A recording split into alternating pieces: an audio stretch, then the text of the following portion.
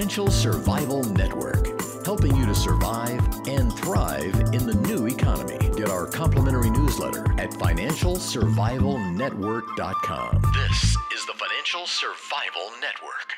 Financial Survival Network is presented to you by Regal Assets. Buy and sell physical gold and silver through your existing retirement plan, 100% tax-free with Regal Assets. If you want to include physical gold or silver in your existing IRA or old 401k, request your free investment kit, which was recently featured in the Forbes and Smart Money Wall Street Journal magazines. Call toll-free 855-678-6620, 855-678-6620, or visit regalassets.com. You're about to hear from a new guest on financialsurvivalnetwork.com, Ms. Catherine Austin Fitz. If you want to hear someone who knows the elites like the back of her hand, Catherine is the one. She was Assistant Secretary of Housing under Bush 41, and she's been linked with the financial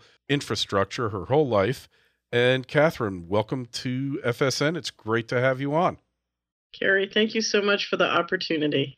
And we appreciate your taking the time. We know you've been really busy with your new upcoming book, but I heard you interviewed in a number of places and you raised some questions that I had never thought of, and I wanted to kind of get to them. And the first is the world really controlled by this matrix or group or elitist groups, whatever they may be or whomever they may be? Well, I would say the governance of resources on planet Earth is highly centralized. So, yes, I would say the economy, political and economic power is very, very centralized. Now, that said, it's a large planet. It takes a lot of people to run things. So, in my experience, the way they run things is in an emergent fashion. You know, they have an idea about where they want to go, and they kind of engineer government money and the rules to get there. But things happen very, by chance and by markets, and so they respond. So it's an organic process. It's not a highly controlled process in that sense. But yes, there is a matrix.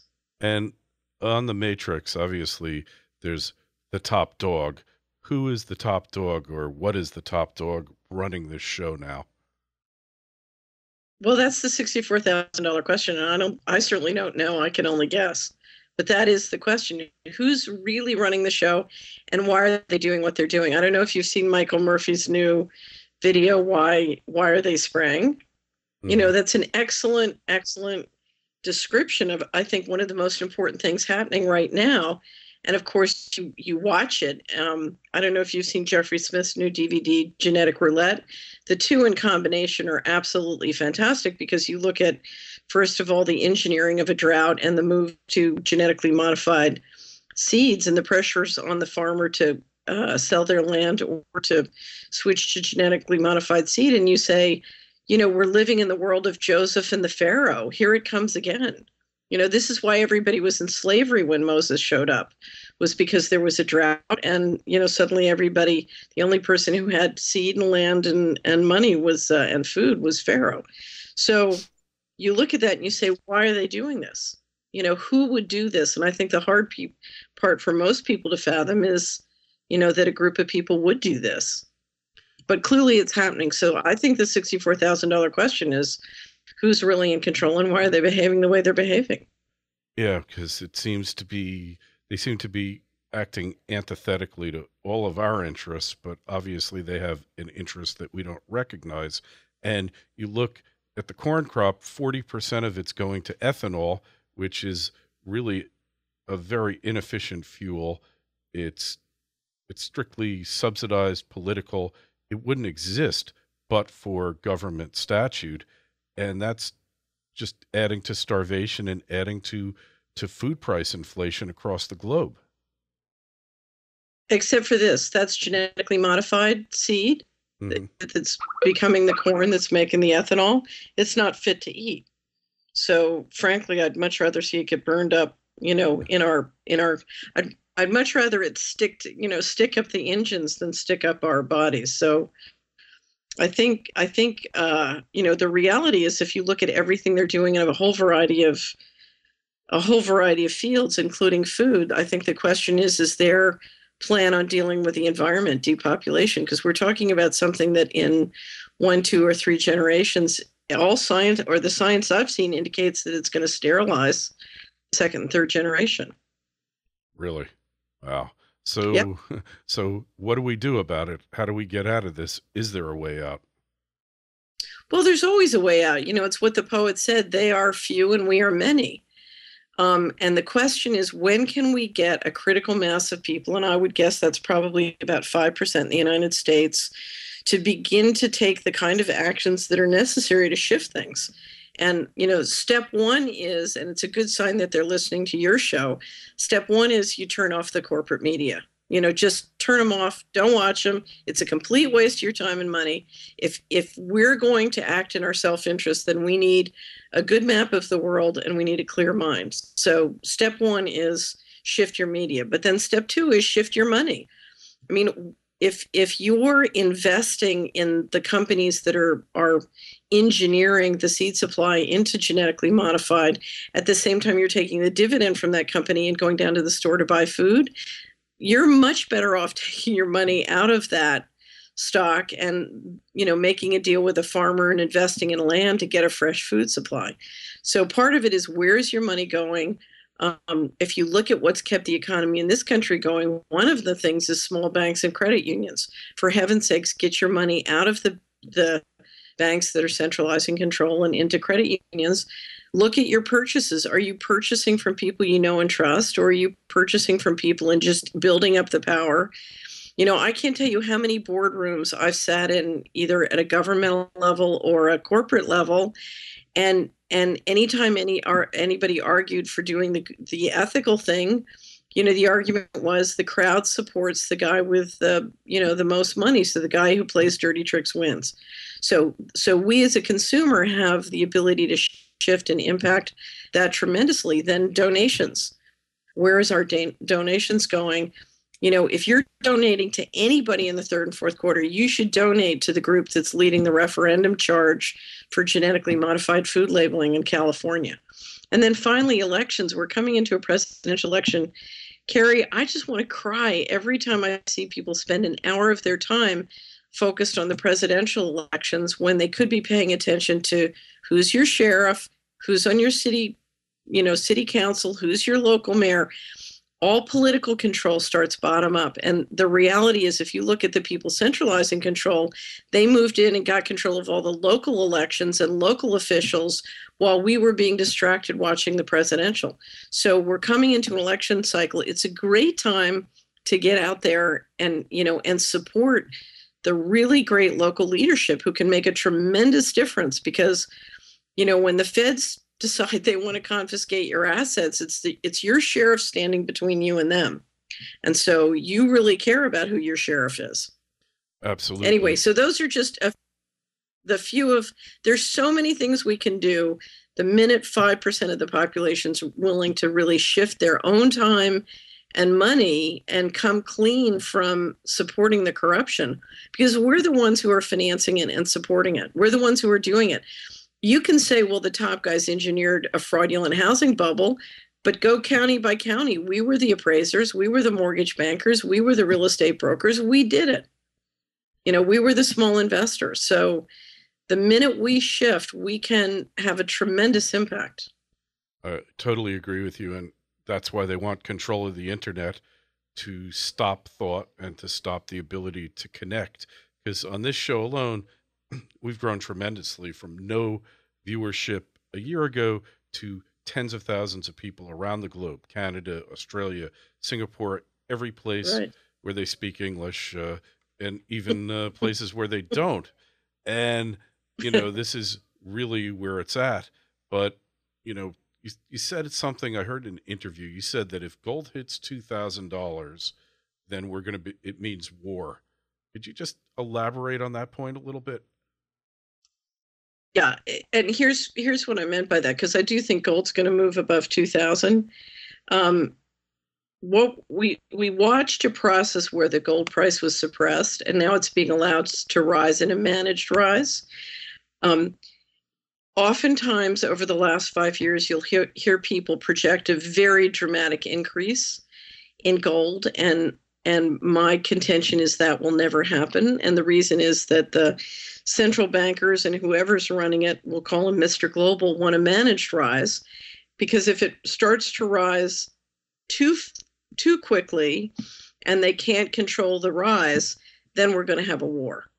In other words, whenever the system gets a little bit out of control or comes up short for cash, we just go kill somebody and take their stuff. Essentially, it's a way of subsidizing. So I think if we get to the point where we can't control the gold price and it starts to signal to the bond market that there's a real problem, the chances of war are going to be much greater. In other words, above a certain percentage rise, the market clears with war, not price. Uh-huh. You think that price is still 2,000 or is it 2,500 now? Well, that's a good question. My guess is it's probably about 2,500. The key is, the precious metals market is tiny and the bond market is very, very big.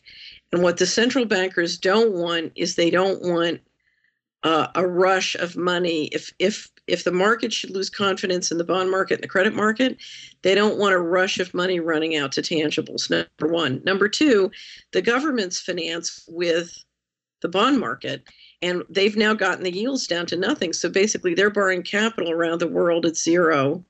I think one of the things we saw happen with the LIBOR scandal is an effort to force, the central banks forcing the large banks to get in a position where they'll continue to keep those interest rates low and the capital flowing into government, at essentially a zero interest rate. So you've got a big effort to make sure that the bond markets work, particularly to finance government, and they're not going to let the gold price rise quickly in a way that could threaten that. But we do see a lot of international demand. China, central banks in the developing world putting their fiat currency into gold. And in China alone, since they liberalized gold ownership and allowed the masses to own gold and encourage them to do so, you've got over 2 million Chinese in gold ownership programs. So how much longer are they going to be able to keep a lid on this is really the question. And, when will they call it quits and just do a war? And if they call a war, if they decide war is the best strategy, how do they decide who to go after? What country? Well, I think as long as you control the satellites and the sea lanes, you have the power. And if you have the ability to declare war, whether it's in Libya or Syria or wherever, you have the power to manage the gold price in any way you want. So I think they have the power to manage it forever. Now, it's my opinion they want it to rise because they're managing a reset in the economy. In other words, grossly oversimplified, fiat currency is very useful to help you steal everything and get, steal all the money and buy up all the tangible assets for cheap. But once you've done that, you want to go back to sound money. Mm-hmm. So I think they're looking for a managed rise because they have every interest now that they're essentially, that the coup d'etat is over. They want to return to sound money, particularly if they can make it digital. Because I'll be honest, Carrie, if your currency, if you're running a global digital currency, which is I think where they want to go, you don't really care whether it's backed by gold or wampum beads or anything else. What you care about is that it's digital and you control the data. So, Nicholas Negroponte wants, right. So Nicholas Negroponte, when he was head of the MIT Media Lab, said, in a digital economy, data about money is worth more than money. I mean, the greatest PowerPoint is to have a digital currency, and you control the clouds that support the digital currency. So you've got the power of the Federal Reserve. I once in the late 90s, I called emailed all 12 Federal Reserve banks, and I said, who manages your data and who has access to your data? And they wrote back and said that's confidential information. Because if you and I manage those databases, we'd rule the world. That's, in combination with controlling the satellites and the sea lanes, that's one of the great control points. So I think what they care about is not so much whether it's wampum beads or gold. They care about it's digital, and they control the clouds. So do you think we're going to have a collapse because of the fiat currency system just overinflating and this ability to just create units at whim? Or are they going to pull back just before the collapse and cause a deflation, making money worth a lot more? I mean, it's kind of what they did in the I think 30s. For purposes of, I use scenario planning Hmm. to do investment strategy. For the current year, I think the chances of collapse are 5%. Hmm. I think the chances of another 2008 situation are about 25%. And then the rest of the percentage I call slow burn, which is a steady debasement. Think of it this way, Carrie. In an invasion, you have the collapse of one economy and the birth of a new economy. So the invaders compost the existing economy to build the economy that they want to create there. But an invasion is different than a collapse. Hmm. So you have the old economy collapsing, but you have the new being born. And whether it's the change coming from technology or the change coming from a highly centralized re-engineering of who controls and how they control, to me, it's much more like, the death of one thing and the birth of another. So one economy is collapsing, but another's being born. So it's not the beginning of the end; it's the end of the beginning, I guess, and that's kind of where we're at. But these elites who are running things, they do make mistakes, and I think 2008 and the collapse of Lehman was really almost an existential event. We were pretty close. If they hadn't printed up a zillion units in a very short period of time, we would have had that reset then. Well, we would have had a reset. I don't know. I was sitting in the cash room at Treasury in 1989, and the head of the Resolution Trust Corporation had called me. He was a partner from Salomon Brothers who'd come down to run the RTC. And he said, "Oh my God, Greenspan and Brady had been, Nick Brady was Treasury Secretary, had been my partner, Dylan Reed." He said, "Brady and Greenspan don't want to finance the RTC auctions. You've got to come over to Treasury and help me persuade them otherwise." So I tootled on over, and there he was trying to persuade them to put debt. And I realized suddenly I froze, Carrie, because I realized two things. One is that the people who were buying at the first auctions were the ones who'd gotten out at the top 2 years before. So they'd gotten out at the top, they were buying in cheap. And I realized, sitting and listening to Greenspan and Brady, they didn't want to provide government debt for the auctions because they wanted the prices to be lower. Mm-hmm. And that's because the right syndicates could buy cheaper.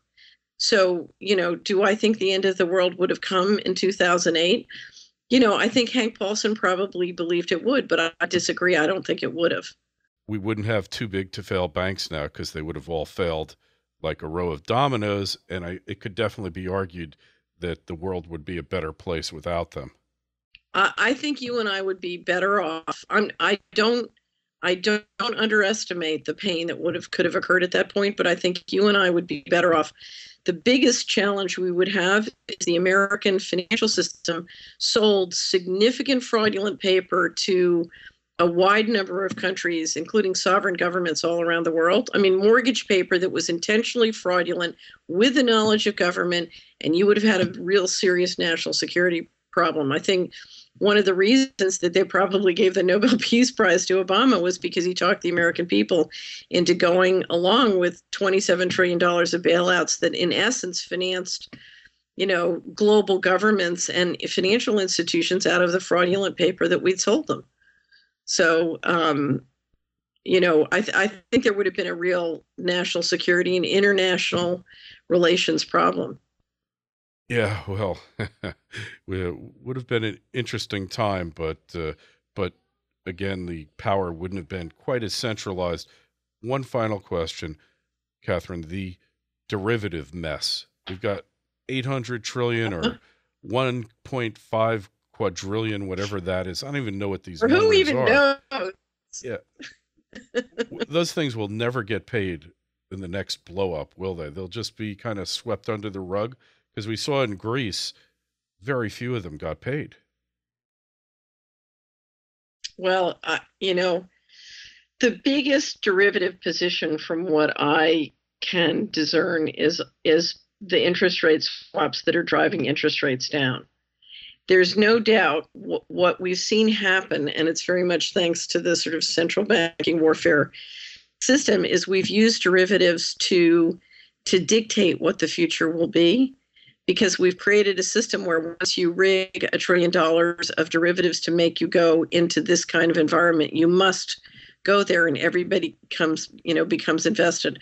I don't know if you ever read Isaac Asimov's science fictional series on the Foundation. Yeah. It's literally, we're literally using derivatives to lock in the future for the next 10 to 20 years. It's pretty spooky. Best laid plans of mice and men, Right. And that's why I come back to this question of, you can print all the paper in the world, but it still comes down to who controls and owns the land, who controls and owns the water, who has the capacity to have fresh food, and on and on and on. It still comes back to the tangibles. And ultimately, you can print all the paper you want, but if you look at the monopoly board, it still comes down to, who controls Park Place. And Boardwalk, and you don't want to be stuck with Baltic, because there's definitely not enough income potential, and people, they land on you right after they pass go, so they always have the money to pay your rent there. But the greens and the greens and the yellows were always the ones I tried to get, that corner, because if you got the greens and the yellows, you won. Because 6 properties, but in any event, that was before they had algorithms to figure out how to play Monopoly. Then you were just like at the seat of your pants. But that's so us, the little guys, the people who are not plugged into the elite. So we're building this critical mass. Are the elites scared of what we're doing? Are they going to, is the velvet hammer going to drop at this point, or what? Well, in my experience, the people responsible for leadership, say in the United States, always have to assume the worst case. So you run your household, let's say you think it's 5% chance of collapse, then you're going to take precautions and make sure you're prepared in that 5%. It's the same thing with the people who run things. They're concerned about the worst case. And for example, you see the plans to roll out drones across the country. I saw one on an airplane the other day, by the way. I actually saw it on the East Coast. I was flying down to Florida. I looked out on the border by South Carolina and Georgia, and there it was. And they're unmistakable, Catherine, when you see the silhouette. Right, they're spooky. Yeah, I mean, there's nothing in the sky that looks like that. So they're doing it, yeah. So they're planning for the worst-case scenario, hoping for the best. Well, they've created a highly invasive surveillance operation. So, there is, once you've shifted all the money out of the country, including the money that was promised to people in a variety of different retirement packages, whether it's Medicare, Social Security, Medicaid, or private pension funds, once you've pulled the rug out from under people, that when we gave the banks $27 trillion, we in essence gave them the equivalent of all of our retirement savings, and now they're just going to debase that away. So when you've stolen people's money and it slowly dawns on them you've done it, you're going to feel a lot safer with them not owning guns and having drones floating around in the sky. Right? Oh, I would think so. Yeah, it's a little disheartening. Right. So, but yeah. Well, here I have a little. Every week we take a 1 to 3 minute snippet from the Soleri report and do a little video called Just a Taste. Mm-hmm. And if you go to my blog at soleri.com/blog, or just go to soleri.com, the Just a Taste up now is what I call pretzel budget talk, and it's really worth watching. It's very cute. But here's what I say. That we're being told there's a fiscal cliff coming in 2013 and all these issues are going to come to a head. But let's look at what they're saying. Between 1999 and 2002, $4 trillion went missing from the federal government. But nobody's trying to get it back. That's off balance sheet. We lent or gave $27 trillion to the banks, but that's off budget. That's not there to balance the budget. We spent, hundreds of billions of dollars and trillions of dollars going to war and putting military bases all around the world and having special forces in over 100 countries. That gives us access to phenomenal natural resources. We've stolen trillions of dollars of natural resources in the Middle East, but that's not on balance sheet. The only thing that's on budget is the expenses of doing it. Okay? So on and on, you go through area after area after area, and what you discover is that there are two people in America. There are people who can kill with impunity. I call them the breakaway civilization. And then we have a group of people like you and me who can't kill with impunity. And everything the people who kill with impunity want to do or want to get is off balance sheet. But everything else is on balance sheet. And now we're being told we get to balance the budget with just the things that are on budget, not the things for the people who can kill with impunity that have been off budget. And since they've stolen 27 trillion plus 4 trillion plus heaven knows what else, the amount of money that's off balance sheet is getting bigger and bigger. The black budget is basically moving all the wealth off budget and has for 50 years.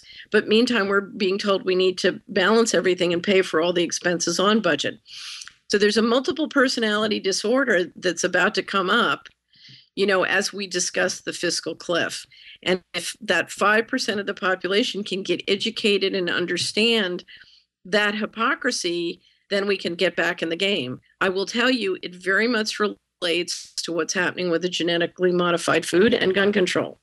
Because the reality is that without fresh food and small farmers and freedom in the food supply, this cannot go anyplace good. The other thing is our gun inventory is standing between us and the Sheriff of Nottingham. If you have drones overhead and the population doesn't own guns, then how long is it going to be until they really try and balance the budget simply on our heads? Yeah, I know what you're saying, and it's not a pleasant choice, but I guess we all need to get educated here, and being armed doesn't hurt either. So, Catherine, so it's Solari.com where we find your writing? The Solari Report at Solari.com, Solari.com. And the book will be out by December. All right. Well, we will catch up to you when the book is out. And to hear this interview, as well as over 500 others I've done with financial experts from around the globe, it's financialsurvivalnetwork.com. Thanks for being on, Catherine, and we'll definitely talk to you again. Thanks, Carrie. Have a great day. You too.